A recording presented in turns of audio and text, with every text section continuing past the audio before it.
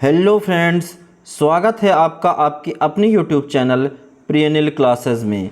मैं हूं अनिल तिवारी और आज मैं आपको पढ़ाने वाला हूं कक्षा 8वीं की संस्कृत रुचिरा तृतीय भाग, उसका सेकंड चैप्टर यानी द्वितीय पाठ अर्थात दूसरा पाठ।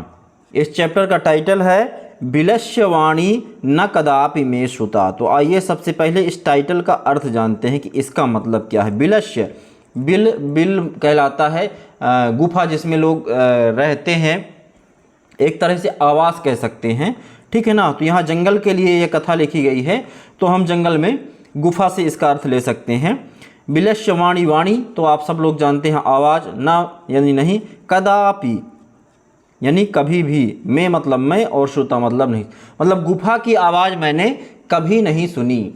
यह है इसका टाइटल। तो आइए अब जानते हैं इसका शब्दार्थ, और इस पाठ का पूरा संस्कृत में हम वाचन करेंगे, उसका शब्दार्थ जानेंगे एक एक शब्द का, और उन पूरा भावार्थ जानेंगे एक एक वाक्य का। तो आइए सबसे पहले शुरू करते हैं। इस पाठ के बारे में ऊपर बताया गया है कि ये जो पाठ है कहाँ से लिया गया है।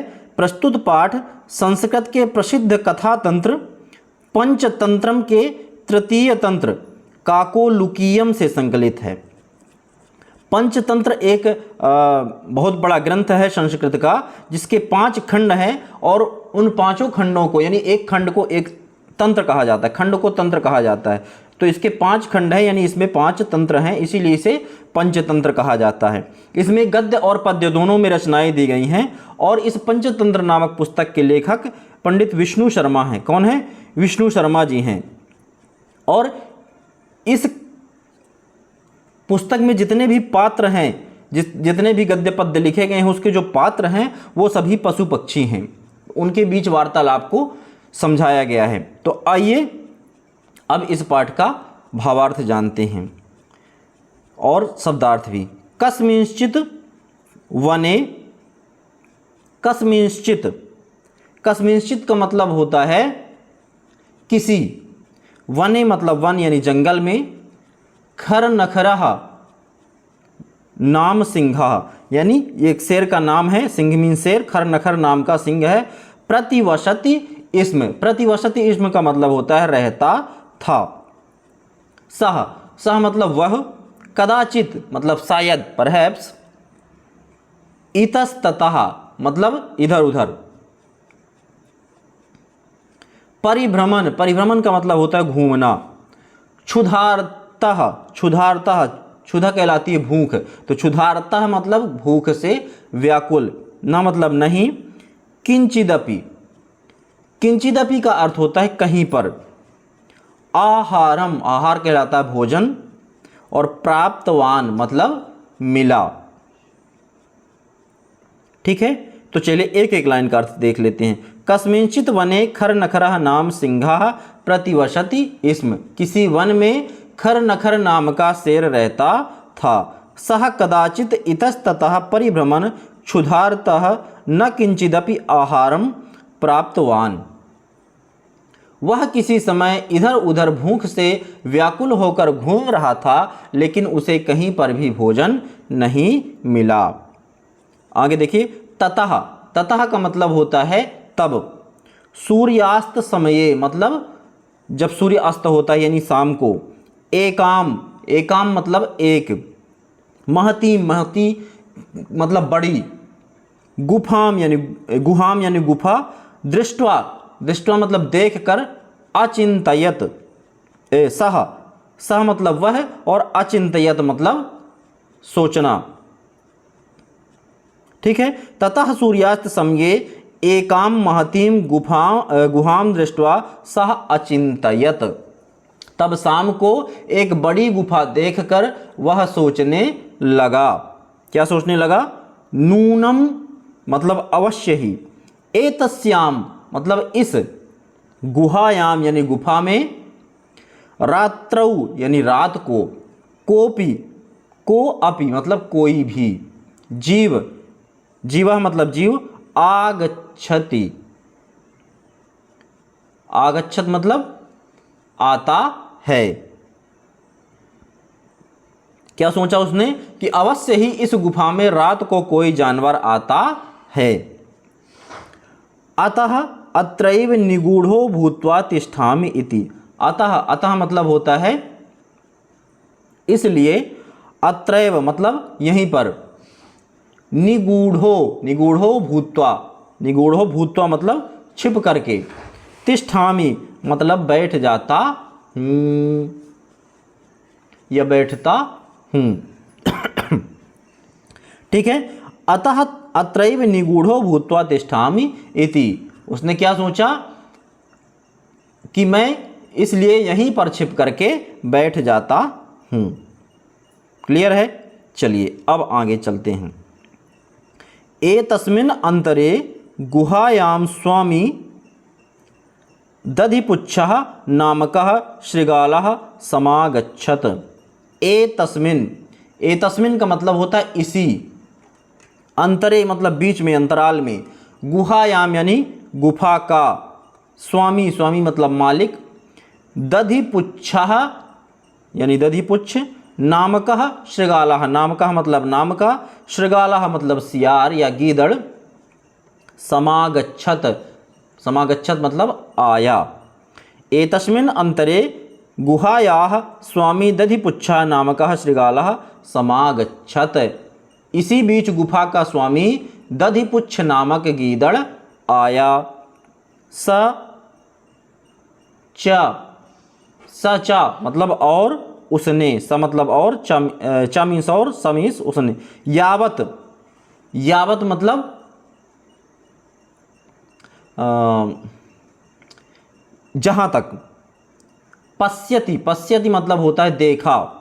तावत, तावत मतलब तहाँ तक। सिंहपद पद्धति, सिंहपद पद्धति है मतलब शेर के पैरों के निशान। गुहायाम मतलब गुफा में, प्रविष्टा यानी प्रवेश किए हुए, दृश्यते मतलब देखे।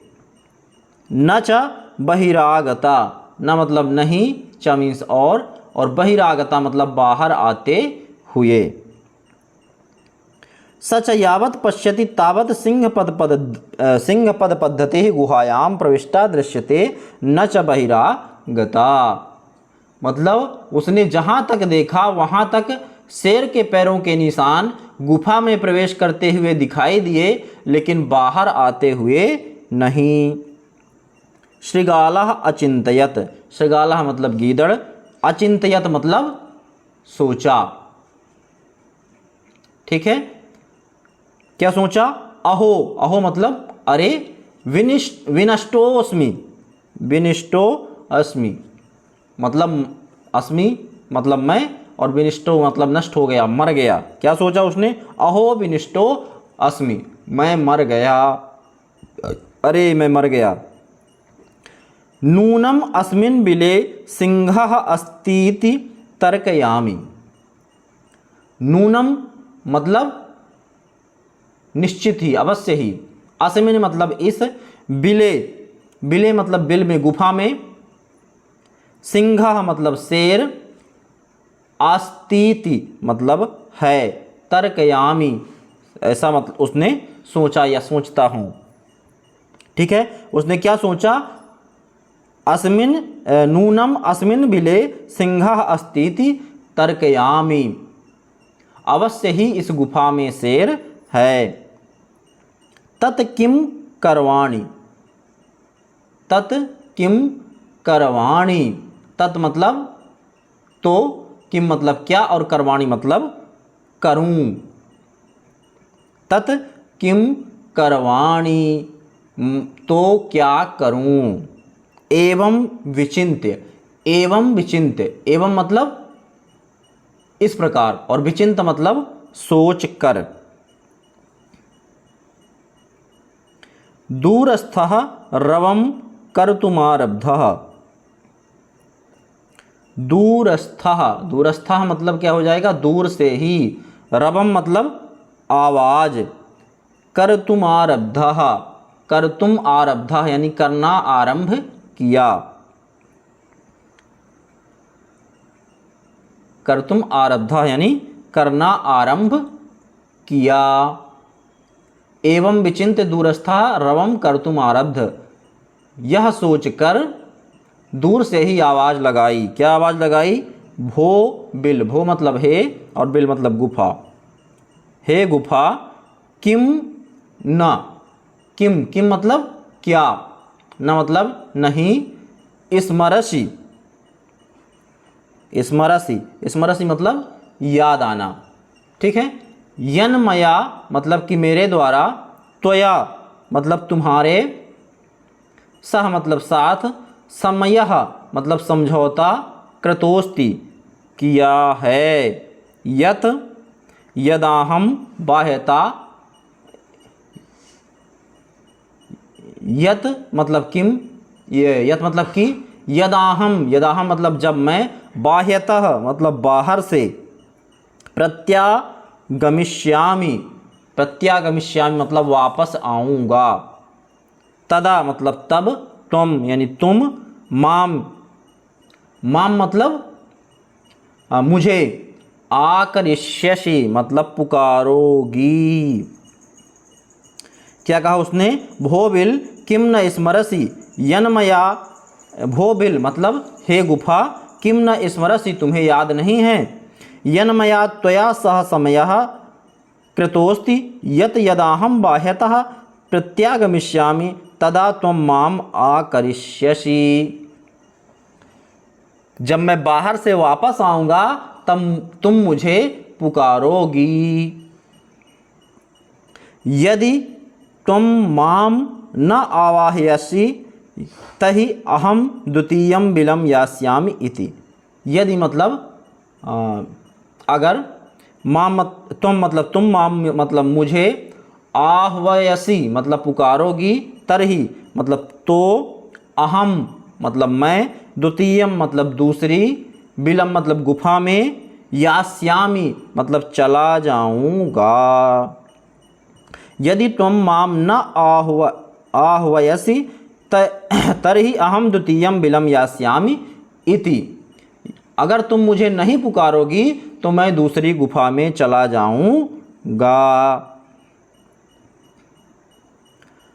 अथ एतत् श्रुत्वा सिंहः अचिंतयत। अथ, अथ मतलब होता है अब, एतत् श्रुत्वा, एतत् श्रुत्वा तो हो जाएगा एतत् श्रुत्वा, मतलब यह सुनकर, सिंहः मतलब शेर, अचिंतयत सोचने लगा। अब यह सुनकर शेर ने सोचा, क्या सोचा? नूनमेषा गुहा स्वामिनः सदा समाह्वानं करोति। नूनमेषा, नूनम एषा मतलब निश्चित रूप से, नूनम मतलब निश्चित रूप से, एषा मतलब यह, गुहा मतलब गुफा, स्वामिनः मतलब मालिक को, सदा मतलब हमेशा, सम आह्वानम मतलब बुलाना, समाह्वानम मतलब बुलाना, करोति मतलब करती है। क्या सोचा उसने? कि अवश्य ही यह गुफा अपने मालिक को हमेशा बुलाया करती है, परंतु, परंतु मतलब लेकिन, मद भयात मतलब मेरे डर से, ना मतलब नहीं, किंचित मीन्स कुछ भी, वदति मतलब बोलना, ये बोलती है, ठीक है। क्या सोचा उसने? परंतु मद भयात न किंचित वदति, अर्थात मेरे डर से यह नहीं बुला रही है। अथवा साध्विदम उच्यते,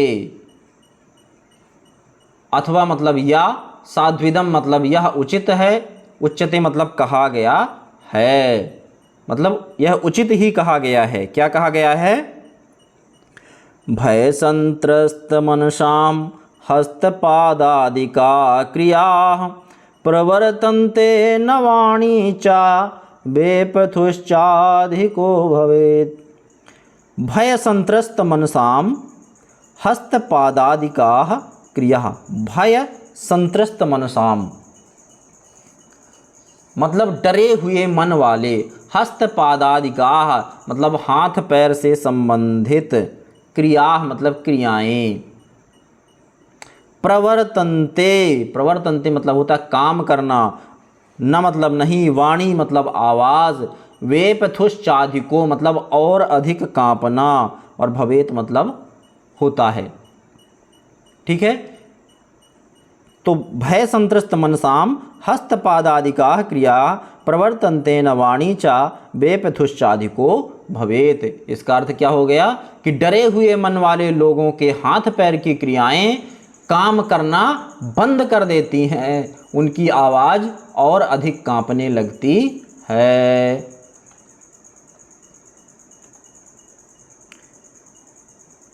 तदहम अस्य आह्वानं करोमि। तदहम, तद अहम मतलब तब तो, अस्य मतलब इसका, आह्वानम मतलब बुलाना, करोमि मतलब करता हूँ। उसने क्या सोचा, तब तो मैं ही इसका आवाहन करता हूँ, इसको बुलाता हूँ। एवं, एवं मतलब इस प्रकार, सह मतलब वह, बिले मतलब गुफा, प्रविश्य मतलब प्रवेश करके, मैं मतलब मेरा, भोज्यम मतलब भोजन, भविष्यति मतलब बनेगा। तदहम, तदहम अस्य आवाहनम करोमि, तब तो मैं इसका आवाहन करता हूँ। एवं सह बिले प्रविश्य में भोज्यम भविष्यति, इस प्रकार वह गुफा में प्रवेश करके मेरा भोजन बनेगा। इत्थम विचार्य सिंहः सहसा शृगालस्य आह्वानं करोत्। इत्थम मतलब इस प्रकार, विचार्य मतलब विचार करके, सिंहा मतलब शेर, सहसा मतलब अचानक, शृगालस्य यानी गीदड़ को, आह्वानं करोत मतलब पुकारा। यह विचार करके शेर अचानक गीदड़ को पुकारने लगता है। सिंहस्य उच्च गर्जन प्रतिध्वनिना सा गुहा उच्चैः शृगालम आह्वयति।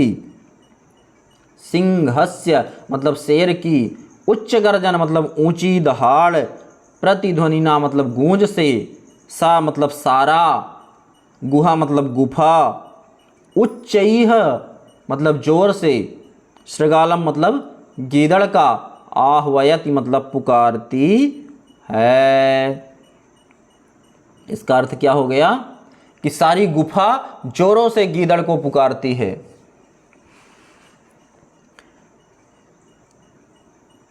अनेन अन्येपि पशवः भयभीताः अभवन्।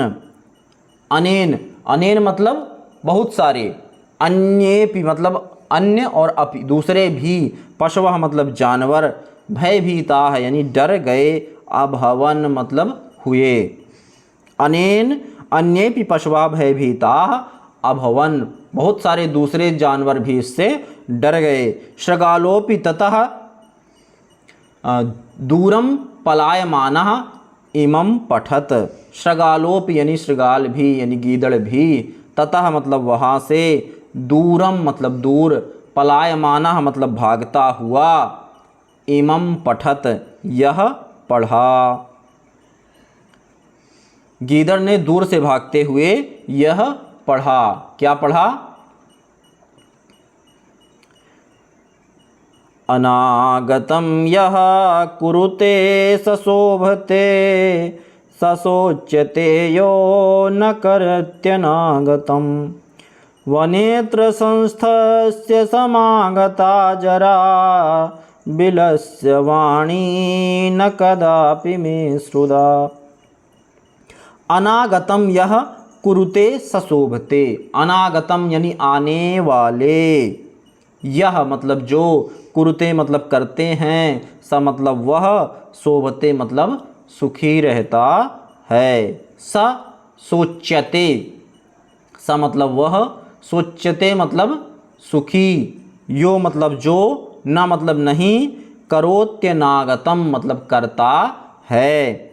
वनेत्र, वने अत्र यानी यहाँ वन में, संस्थस्य मतलब रहते हुए, समागता मतलब आ गया, जरा मतलब बुढ़ापा, बिलस्य मतलब गुफा की, बिलस्य मतलब गुफा की, वाणी मतलब आवाज़, ना मतलब नहीं, कदापि मतलब कभी भी, में मतलब मैंने, और श्रुता मतलब सुनी। इसका अर्थ क्या हो गया? इसका अर्थ हो गया कि जो आने वाले दुख का समाधान करते हैं वही सुखी रहते हैं, जो नहीं करता वह हमेशा दुखी रहता है। यहाँ वन में रहते हुए मुझे बुढ़ापा आ गया, लेकिन मैंने यहाँ गुफा की आवाज़ कभी नहीं सुनी। इस प्रकार ऐसा कहकर के शृगाल यानी गीदड़ वहाँ से भाग जाता है, अपनी जान बचा लेता है। तो बच्चों, आपको यह वीडियो कैसा लगा कमेंट बॉक्स में कमेंट करके ज़रूर बताना, और यदि आप चैनल में पहली बार हैं तो चैनल को सब्सक्राइब कर लीजिए, बेल आइकन को हिट करिए ताकि आने वाले वीडियो के नोटिफिकेशन आप तक पहुंचते रहें, और जितना ज़्यादा से ज़्यादा हो सके अपने दोस्तों के साथ शेयर करिए। बहुत बहुत धन्यवाद। जय हिंद।